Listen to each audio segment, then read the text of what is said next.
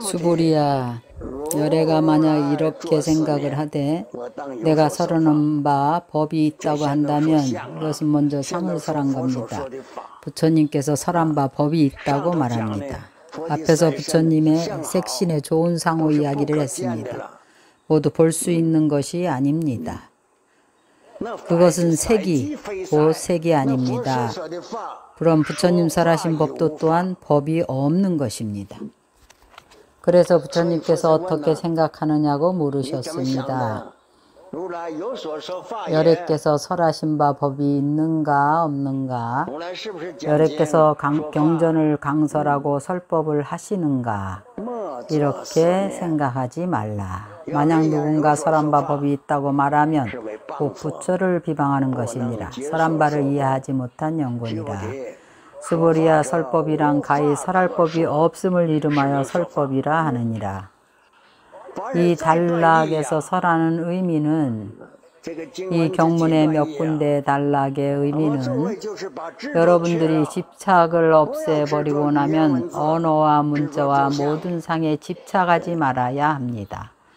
집착을 없애버리고 나면 모든 것이 다 맞습니다. 일단 집착을 하면 모든 것이 다 틀립니다. 그래서 부처님께서 설한 법을 부처님 설한 법이 법이 아니라 하면 부처를 비방하는 것입니다. 만약 부처님께서 설한 바 법이 없다고 하면 맞을까요? 분명히 부처님께서 여러 가지 법을 설하셨습니다. 우리가 배우는 것이 부처님께서 설하신 법입니다.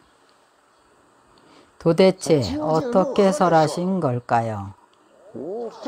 가히 설할 법이 없이 설함을 이름하여 설법이라 합니다. 부처님께서 법을 설하실 때 가히 설할 법이 없음을 보시고 설한 겁니다. 언설을 빌어서 법을 드러낸 것인데 언설은 법이 아닙니다. 마음에 얻을 바가 있으면 곧 비법입니다. 그럼 범부의 설법은 어떨까요? 마음에 얻을 바가 있어서 공이 아닙니다. 부처님의 설법은 공입니다. 공의 뜻입니다. 부처님의 설법은 마음의 무소득입니다. 얻을 바가 없습니다. 범부가 능히 부처님 마음을 이해할 수 있다면 해는 부처님의 뜻을 분명히 알 수 있다는 것입니다. 그 법을 설하는 언어는 생멸입니다. 생멸로서 불생멸을 보여주는 것입니다. 생멸의 설로서 설법을 해서 마음에 생멸이 있으면 부처를 비방하는 것입니다. 이 금강경에서 이렇게 설하십니다. 유마일경에서는 부처님은 일체 중생에게 설함도 보임도 없다고 설하십니다. 청문하는 이들도 들음도 얻음도 없다고 합니다. 이것은 만법이 공적함을 말하는 것입니다. 설하는 사람도 청문하는 사람도 없습니다. 일체법이 모두 공적한 것입니다. 그래서 설함이 있고 청문함이 있음은 거짓 이름으로 알립한 것입니다. 거짓이지 진실이 아닙니다. 보여주기 위해 설한 것입니다. 자성의 공 가운데는 언설이 없습니다. 일체법이 무의이고 무상이기 때문입니다. 그렇다면 일체 중생이 어떻게 들어가서 알 수가 있을까요? 그래서 언설을 빌어서 실다운 뜻을 보여주는 것입니다. 언설을 빌어서 진실한 이치를 나타내는 것입니다.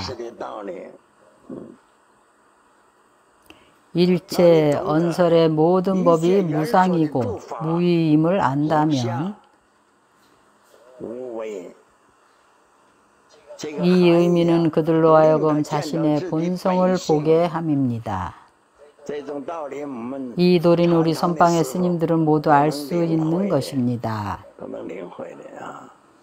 여러분들로 하여금 돌이켜 자신의 본성을 관하게 함입니다.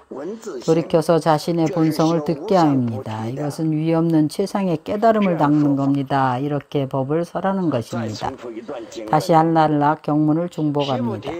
수보리야, 만약 열애가 내가 설할 바 법이 있다는 생각을 한다면 말씀하시기를 수보리야, 너는 그렇게 생각하지 말라. 내가 설할 바 법이 있다는 생각을 하지 말라. 이러한 생각을 하지 말라. 왜냐하면 왜 내가 너에게 그렇게 생각하지 말라고 하는가 하면 이렇게 생각하는 것은 잘못된 것이기 때문입니다. 만약 누군가 열애가 설한 바 법이 있다고 말하면 그것은 부처를 비방하는 겁니다. 내가 설한 바를 이해하지 못한 까닭입니다. 만약 부처님 설한 법을 이해하고 이해할 수가 있다면 부처님 설한 법은 설할 수 있는 법이 없는 것입니다. 이것은 가히 설할 법이 없음을 말합니다. 가히 설할 수 없는 법으로 설법을 함을 이름하여 설법이라 합니다. 그럼 우리가 이해할 수가 있습니다. 우리 스스로 부처님 설한 바 법을 알았습니다. 그 뜻은 언서를 취하지 않고 형상을 취하지 않는 것입니다. 예를 들면 벌꿀이 꽃에서 꿀을 취할 때에 벌은 꽃의 모양을 망가뜨리지 않고 또한 꽃의 맛을 망가뜨리지 않고 그 맛난 부분만 조금만 취합니다. 색과 형상을 망가뜨리지 않고 가지고 가서 벌꿀을 제조합니다.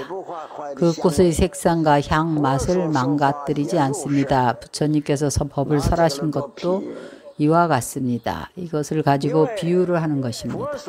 만약 부처님 설한 법이 가히 설할 법이 있다면 부처님 마음에 생멸이 있는 것입니다.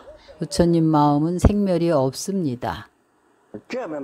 이렇게 설법이란 가히 설할 수 없는 법을 이름하여 설법이라 합니다.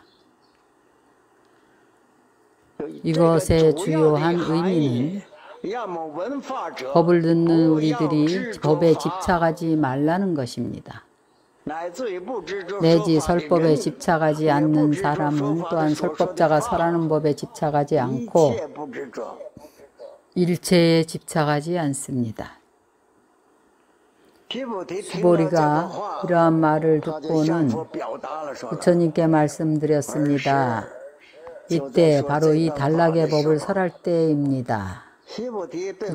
수보리가 부처님께 말씀드렸습니다. 세존이시여, 미래세 어떤 중생이 있어서 이 경을 듣고 신심을 낼 수 있겠습니까? 마치 우리가 이 경문의 뜻에서 설한 바와 같이 미래세의 말법시대의 중생들이 금강경을 듣고는 신심을 낼 수가 있겠습니까? 이것은 수보리가 의욕이 있어서 말씀드린 것은 아닙니다. 그는 말법세의 중생들이 이러한 심오한 법을 듣고 분명히 믿고 들어갈 수가 없는 것을 말한 겁니다. 그들이 받아들일 수가 있겠습니까? 부처님께서 말씀하시기를 수보리야, 저들은 중생이 아니고 중생이 아님도 아니니라. 말씀하시기를 내가 말한 중생은 법을 듣고 신심을 낼 수 있는 중생은 중생이 아니니라. 중생이 아님도 아니라는 것은 바로 그가 집착하지 않음을 말하는 것입니다. 우리 같은 사람들은 절대로 중생입니다. 도를 성취하지 못했습니다. 그런데 우리가 이 법을 듣고는 만약 우리가 의심을 품지 않는다면 비록 우리가 도를 성취하지는 못했지만 부처님께서 설한 이 법이 진실이라고 생각을 한다면 부처님께서 이런 중생은 중생이 아니라고 설하셨습니다. 그러나 그가 아직 도가를 증득하지 못했으므로 아직은 중생입니다. 중생이 아니라 이름이 중생입니다. 이해하고 믿고 들어갈 수가 있으면 비록 아직 도를 증득하지 못했다 하더라도 그는 믿고 들어갈 수가 있습니다.